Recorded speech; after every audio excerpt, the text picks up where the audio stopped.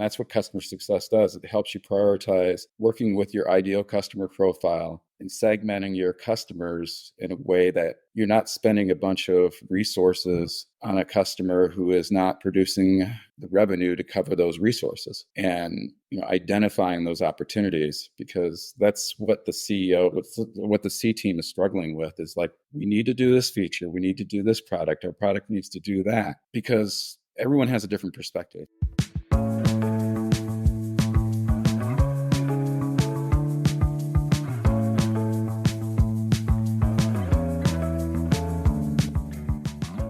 Hi, I'm Karl.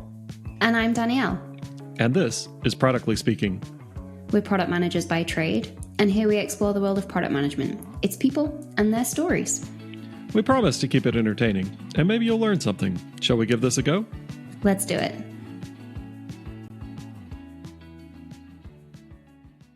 On today's episode, we're going to discuss how a strong focus on customer success can catapult a pre-seed or seed company and help focus the product direction. We'll also talk about setting expectations, both internal and external to a business. Our guests today have made their careers all about servicing customers and ensuring their success. Amy Taylor Mitchell has most recently served as the Director of Customer Success for Juniper Networks. Trevor Mishler has most recently served as the Director of Global Support for a startup. Together, they've since joined forces to start a company bringing customer success discipline to Series B companies. At Real Success International, Amy serves as the CEO, and Trevor serves as the Chief Customer Officer. Today, they will help us understand how customer success discipline is critical to ensuring product adoption and thus the success of a business. I am pleased to welcome to Productly Speaking, Amy Taylor Mitchell and Trevor Mishler. Thank you so much, Karl and Danielle, and we really appreciate you making time for us today. This is really exciting. I think, the thing I'm really excited about with the industry and with Real Success International is just what it represents for me. So I started off in economics and finance. I was a bank VP for 12 years doing outside sales calling and, love that, love getting to understand the customers, what motivates them to do the things that they do, understanding them better so that you can, kind of predict what's the next thing that this customer might like to do. Unfortunately, in 2008, that was not a good time to be in banking. So, I was very lucky to have a very good friend, Deborah Curtis, who brought me into IT. So basically, I started a whole new career. And I was really fortunate to see the birth of customer success from, not only a U.S. perspective, but also globally. I'm very fortunate to have worked, leading teams, not only in the U.S., but also in Latin America, and also to lead teams for federal government. And so, understanding how different table stakes are for these different groups, really helps you understand the complexities of it. So I think that my cross-functional background and then, multi-geo experience brings a unique perspective to Real Success International. And, there would be no Real Success International without Trevor Mishler. So I had the pleasure of working with Trevor for many years at Red Hat. Was always impressed by Trevor and was so excited when he asked me to be a part of this organization. So Trevor, would you like to introduce yourself? Yes, thank you so much, Amy. And thank you for the compliments. Well returned to you. And thank you for joining RSI and being our leader and helping us to grow. But yes, I've been in the customer success industry for over 10 years. I think I just say over 10 years now, because if I say more, it sounds like I've been around a little bit longer than I should be. And yes, Amy and I met at Red Hat. We were both support relationship managers at the time. Coming from a startup and then going back into the startup world, we have all recognized, some pain points in customer success for startups. Really, that's what RSI was born out of, is recognizing the need to have customer success at different levels, from pre-seed to Series A and on, hopefully to IPO or whatever exit strategy the company determines is best for them. Yeah, so Trevor, that brings up a really interesting point. And you're talking about pre-seed and seed companies and, starting to get into Series A and Series B. What are some of the unique needs of companies at those stage compared to those that are a little bit more mature? Really, pre-seed, it's just funding is a big struggle. You're on a very limited budget. It's likely that you're funding yourself, or you may have an angel investor that's helping to fund your product, and really trying to determine what you're going to do. What is the best product for your customer and who is your ideal customer profile? It can be very challenging. Not changing your product in a way that is going to put off your investors and put off your potential customers. And what are some of the ways that customer success can help with that at those early stages?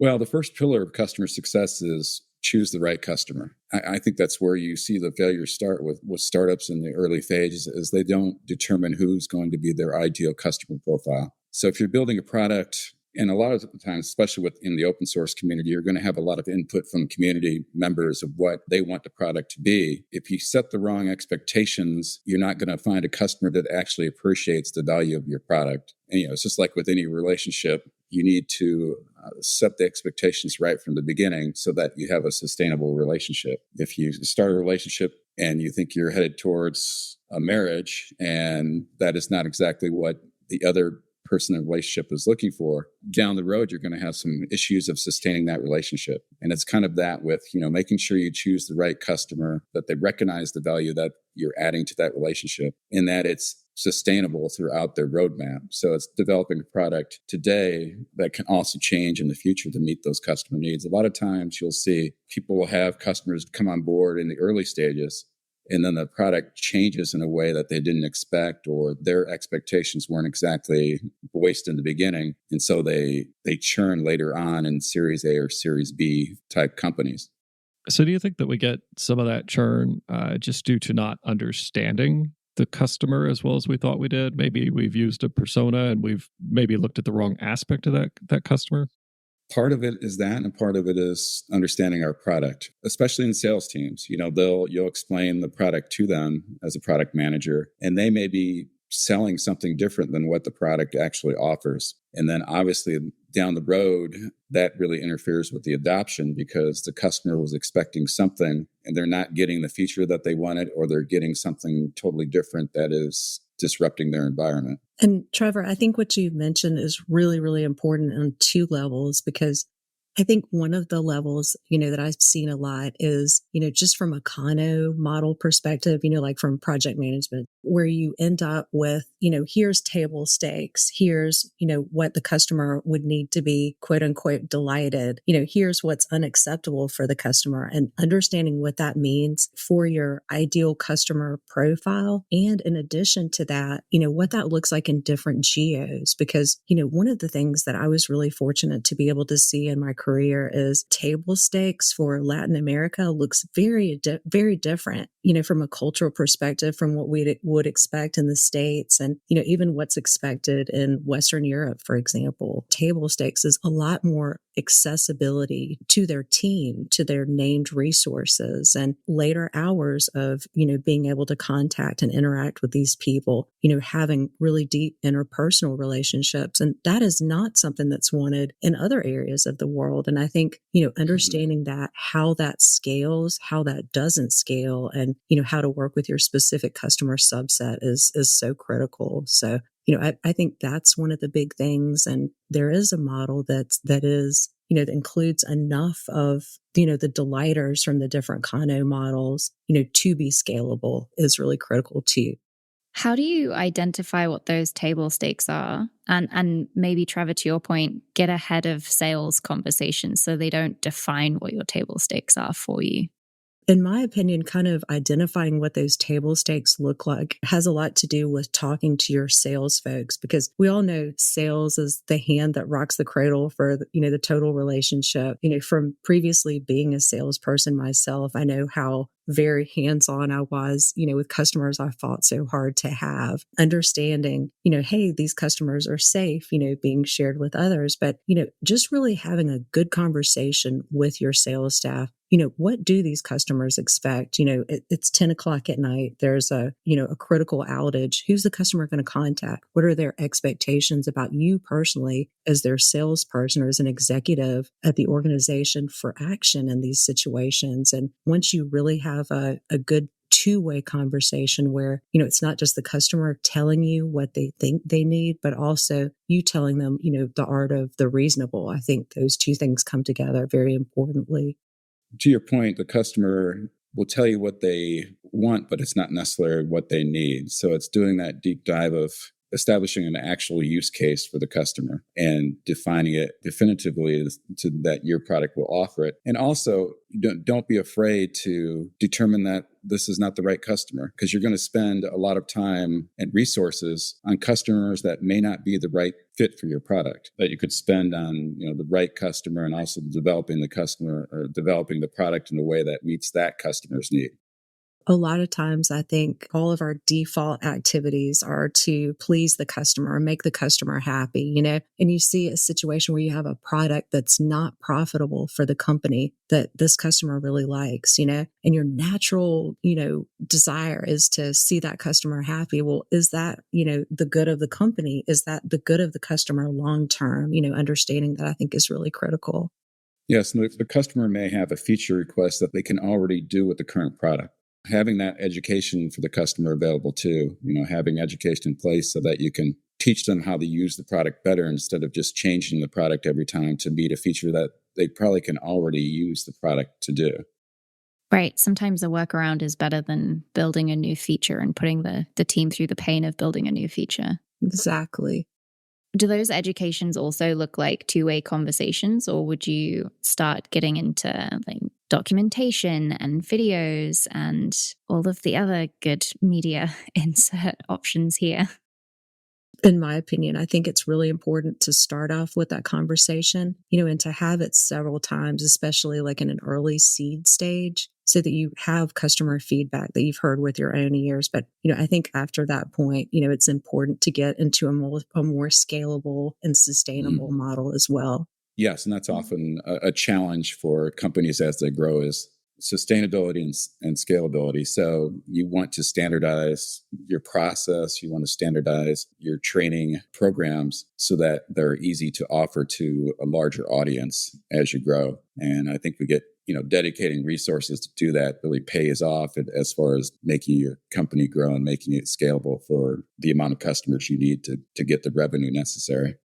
Yeah, so you've mentioned a number of different stages of companies: pre-seed, seed, Series A, Series B. These are all very different points. Should you go full in on customer success and doing some of these things you've talked about at the pre-seed stage, or is there more of a ramp up as you start to grow into that?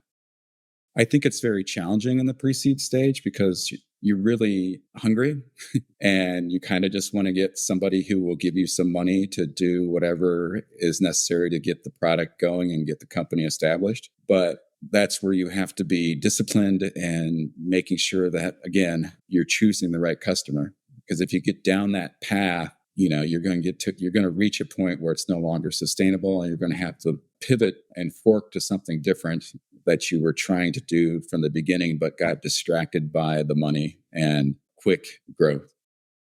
Well, and coming at this from a product perspective as well, both product and customer success functions are fairly important to a company, especially for its sustained and long-term future. But when you're in those early stages, you talked about money, you're really just looking to get whatever funding you can get. Then you get that precious funding. It's never enough. And we've talked about this on other episodes of this podcast, that you can be Red Hat size and never have enough people, never have enough money to do all the things you want to do. So, this isn't a problem that you typically get out of, but, there's a lot of things you could invest in as a pre-seed or seed company. You could invest in another engineer, you could invest in any other number of functions, but likely you're probably leaning towards another engineer or two so that we can get features out the door faster. Why would somebody in that point pick? It's not just engineers. A lot of times you'll see companies invest in more salespeople. So you have a bigger pipeline. And then what happens when you get a contract and you sign those customers as far as onboarding? So you get this choke point because you don't have somebody in customer success that can drive the whole customer journey. So you get a lot of sales in the pipeline, you close a lot of deals, and then you have people coming out of onboarding in a red status. You have a whole bunch of customers coming out of onboarding in a red status because you don't have anybody that can drive that onboarding and the adoption. And sales happens on both sides of the customer journey, whether it's pre-sales or post-sales. So having that customer success mindset, or at least that function in place to look at the upsell opportunities or the next sell opportunities, keeps revenue flowing throughout the customer journey. I love that. And, I think one of the important things that you've mentioned, just with the sales cycle is customer expectations, where are you going to go next? And in terms of, when we think about trying to innovate, how are we going to, get to the next level with our product or, with our services, with our customer success? Like, how are we going to intelligently implement customer success? And I hate breaking it down the pre-sales and post-sales, but it is industry concept. So I've always looked at pre-sales as the hunters. If you think of the hunter-farmer model of sales, and the post-sales as the farmers. And so it's important at that point, it's important to really be a listener, and people need to be comfortable telling you what they think and telling you where their pain points are and giving you the feedback you need to improve the product and make it a revenue producing for the company. Yeah, there's a Harvard Business Review piece that goes very much into some of this in the idea that, we've traditionally looked at personas to figure out what customers need, and that can leave you in a very bad spot, because if you get the wrong data for the persona and then you build for that wrong data persona, you're going to find that your customers aren't buying what you want. The article argues that you have to find out what those jobs to be done are, and that is really a shorthand for what an individual seeks to accomplish in a given circumstance. Another thing to note is that those jobs are never simply about function. They do have powerful social and emotional dimensions there. So I would put this question out here now. How would you go about determining the jobs to be done from that customer success standpoint? I really like that. And, I think that's so important because, what you and Trevor were mentioning earlier in terms of, when organizations finally get funding, it's been such a long time. It's like giving money to someone who's starving. They're not going to maybe make the best decisions about where to buy some food. They're probably not going to buy some great vegetables that might be McDonald's because it's more convenient. It's right there, and understanding that customers really do need some guidance in terms of making the best spending decisions, which drives so much, because it's hard to get like good numbers around this, but I mean, something like 25% of companies that are in the, Series A to B phase do have a tendency to fail because they don't have good plans around how to use their VC acquired funding. One thing that we've seen a lot in IT is you got a product that's failing. Oh, these people are working really hard. We must need more of the people who help on the customer end, and it's this tendency to kind of throw money where we see bleeding as opposed to, necessarily stopping that bleeding. So maybe the problem is the product, and not all of the people who are trying to scramble to take care of it. I think that's where guidance from companies, like Real Success International becomes so important in really being able to take an objective look at the total customer landscape, the total company landscape to determine, hey, is this a good investment right here? Does it really need to go over here? Does it need to go into some engineering dollars to improve the product? I think these are some key decisions that can be difficult to make when you're kind of in an emotional headspace as a business.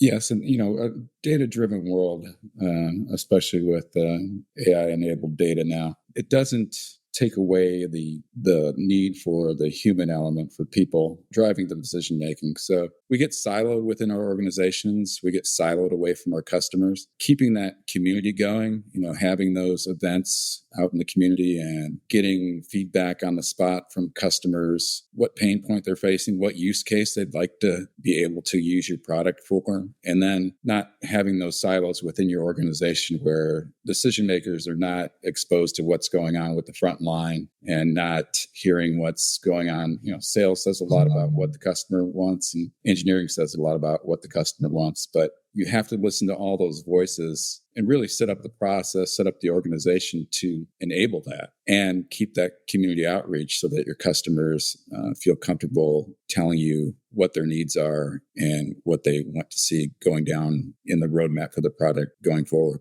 I love that because I think it's important not only inside the company, but also externally, because you can definitely create a good internal culture. It's not one of those speak up cultures where people are still, waiting to talk to you privately or maybe won't share, hey, they're like, this product is terrible for these 4 reasons, and your customers should feel the same degree, to your point, Trevor, of like comfort with you to be like, hey, this is what really needs to be improved on this product, because it's either your employees who will tell you, your customers who will tell you, or Reddit, and I would definitely rather have one of those first 2 options. And really, a lot of the first time, especially in the open source community, the first time a lot of decision makers are hearing about your product or somebody from the open source community, someone who's kind of fallen in love with the product and really wants their company to use it and wants to be a champion for your product. And so you should definitely collect those customer success stories, because they not only inform future customers, but they inform you about what your customers are really seeing is the value of your product. And it may not be what you think the value of your product is. Yes.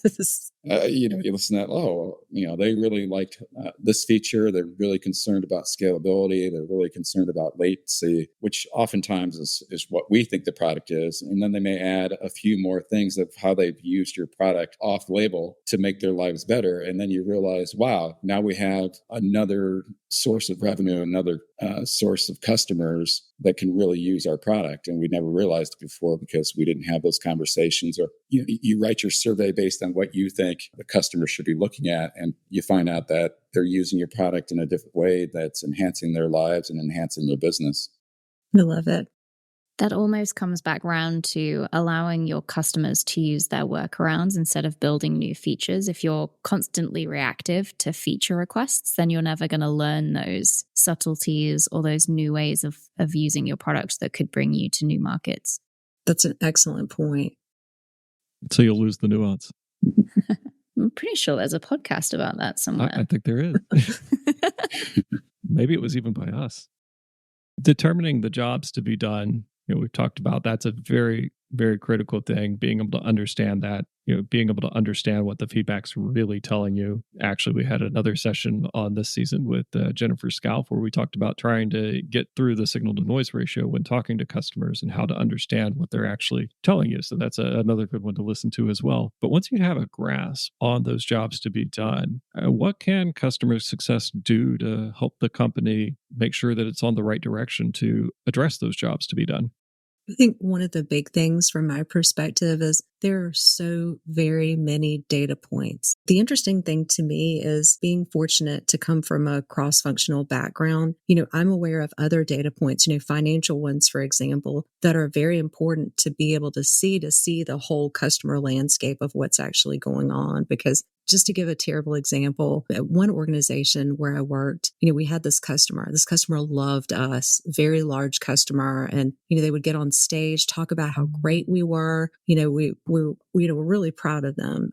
Every survey we sent out to them, like NPS, the customer effort score, survey, all of the other ones, everything was great. They loved us. Well, then it became time for us to do our upsell, which was very sizable. And then the customer didn't do it. And we were like, how could this happen? They didn't have any money.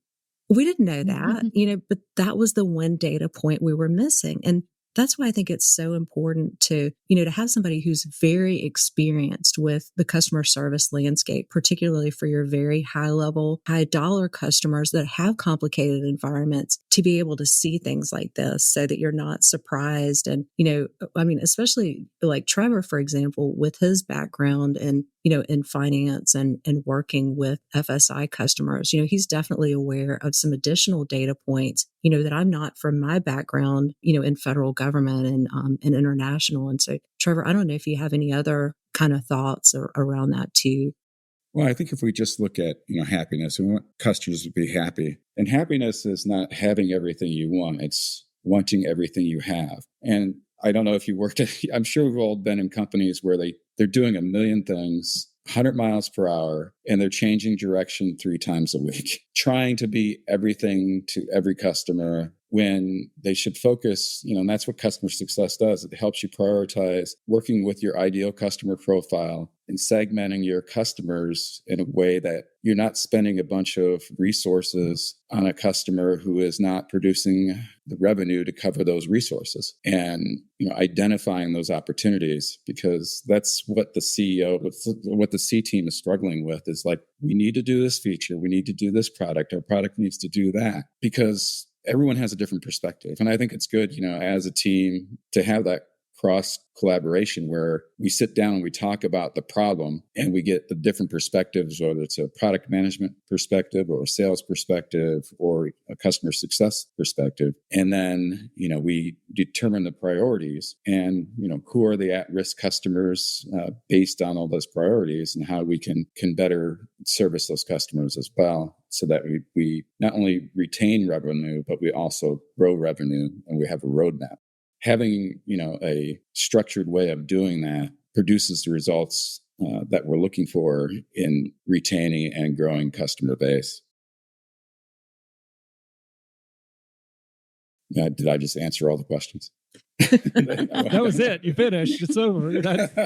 Nobody has any other questions. When you have that type of silence, it's okay. The end, right? So we're all in agreement. Yes. Okay. Well, I mean, honestly, I think we've done a fairly good pass of the topic. Danielle, do you want to give us our closing question? My spontaneous, definitely haven't thought about it before question. Yes, that one. Okay. There's a blip in the matrix and you've got an extra day in your week. You can travel anywhere. How would you spend your time? I guess that goes to each of you individually. Yeah. Well, I don't know. You might choose to spend the day together, and then there's your answer. That's fantastic. Just personally, and I know Trevor is too, I'm a big world traveler. And so this is a hard question to try to answer maturely. But, I would definitely, from a business perspective, want to go visit, some of my top customers. And by top customers, I mean customers with the most complicated environments, with the most, aggressive goals about how they want to grow their environments, and have a face-to-face conversation with them to understand, what drives their motivation to do this? Why, what's their why? How did they get into this? To really deeply understand what types of things drive the customer and the company. And then to understand, how in the art of the possible, we can work with them, to try to get to some of those kind of delighters that I was talking about earlier. Yeah. But also they'd have to be in exotic locations, right?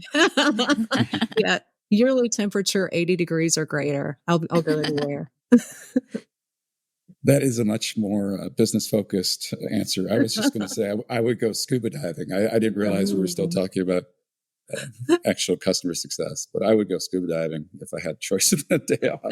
Can I change my answer? Scuba diving. You can. Thank you. Yeah, thank you guys so much. Thank you for making time for us, both of you. This has been really great. And, we're so proud to be part of the podcast. So thank you. Thank you. It was good having you on. Yes, it's thank you lovely very to much. meet you. Appreciate it. And Trevor, it's good to see you again. Yeah, it's good to see you as well.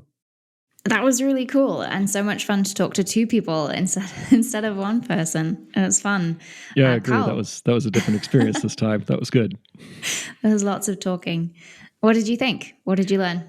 Yeah, so a couple of points that I really liked was that the first pillar is that you want to choose the right customer. So often we choose the customer that's convenient, but may not be right for what we want to do. And so I think that was a really key point that was brought up during this discussion. I also really liked the statement because I feel it's not just a business application, but it's also a life application piece. Happiness is wanting what you have, not having everything you want. So I felt that was pretty poignant of a moment. Danielle, what did you think? Yeah, that happiness is wanting what you have. That feels kind of want that written on the wall behind me in my office or something. We can make that happen. We sure can.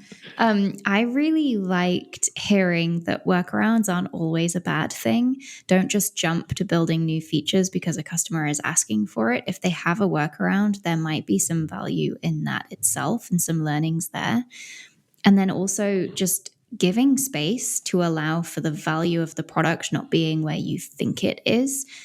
Customers are going to utilize your thing in different ways. And so really kind of deep diving into that and understanding where all these value points are, and that kind of customer landscape as a whole is super valuable. I also really liked the call out. I think it was Amy that said customers often throw money at the bleeding point, not the root cause of a problem. And that I think is just so true. That's going to sit with me for quite some weeks, I think. Yeah, that was a good one as well. I like that too. I can't write that on the wall though. Let us know what your takeaways were. What comments made you think? What new thoughts did you have listening to this week's podcast? So drop us a line at hello@productlyspeaking.com or join the chat on Matrix at #productlyspeaking:/matrix.org. Also, follow our page on LinkedIn to get the latest updates. We'd love to hear from you. This has been Productly Speaking. Thank you for tuning in. If you like what you heard, subscribe. Make sure you don't miss any episodes. Also, share our podcast with your friends and anyone you think might enjoy listening to an American and a Brit natter on about product management. I don't think you can call it nattering. I guess actually we did stay on topic and it's not technically nattering. Exactly. Well, what did you guys think? Leave us some feedback. Make sure to visit us at www.productlyspeaking.com. Send us an email at hello@productlyspeaking.com. or join the chat on Matrix at #productlyspeaking:/matrix.org. Thank you all again, and until next time, cheerio.